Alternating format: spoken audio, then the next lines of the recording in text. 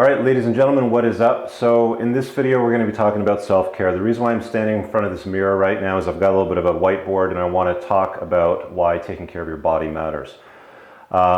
This is a three-pointed triangle. Obviously, you got food, exercise, and sleep. I'm not sure if that'll come out clear enough in the video, but the reason why we're doing this here is I want to go over why the human body is so important to look after. When I was 2 years old, I was burned to the 3rd degree with hot water scaldings. So on both my arms, my chest, and my neck. I was in the hospital for about 3 months, did skin grafts. After that period of time, they let me out.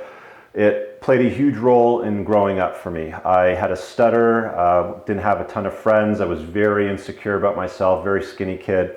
And it wasn't until I was about 18 or 19 that I realized the importance of self-care.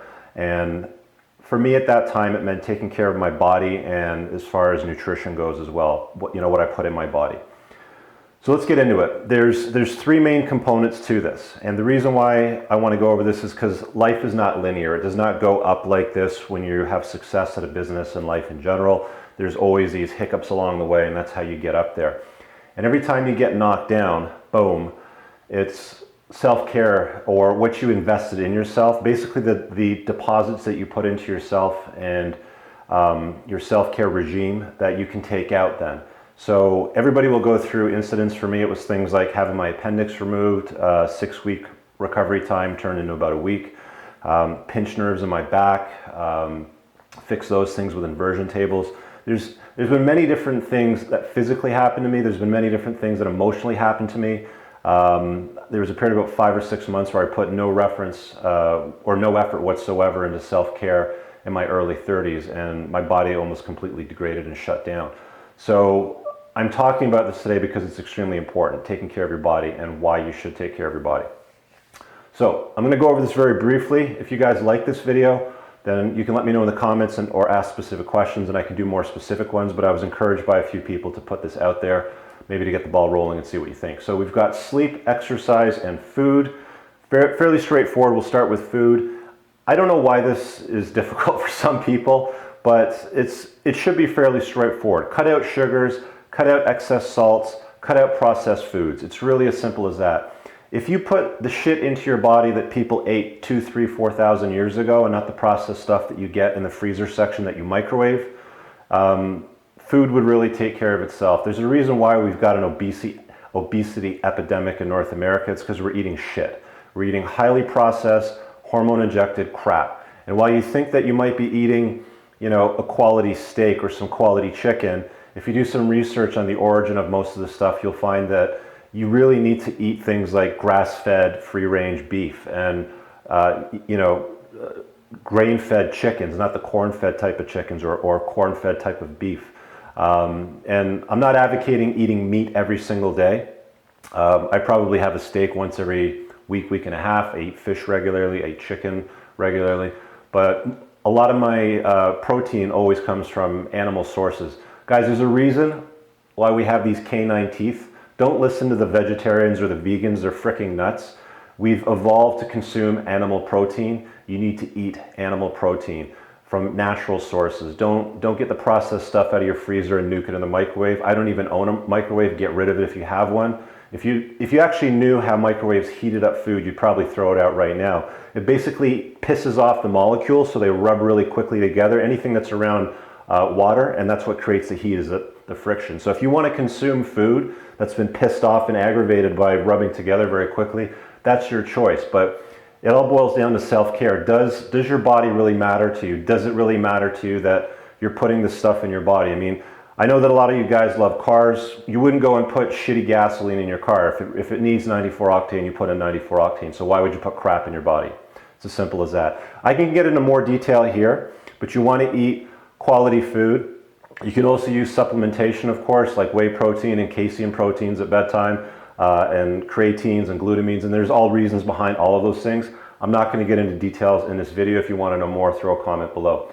Sleep, another very important factor. I've suffered with this probably for the last 10 years.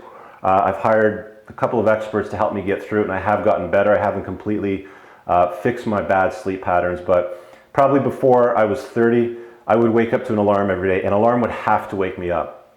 Nowadays, I'm pretty much always up before the alarm. And there was a time about 3 or 4 years ago, for quite a few years, where I would wake up at 2, 3, or 4 in the morning and just stay awake. So I'd only get like 3 or 4 hours of sleep.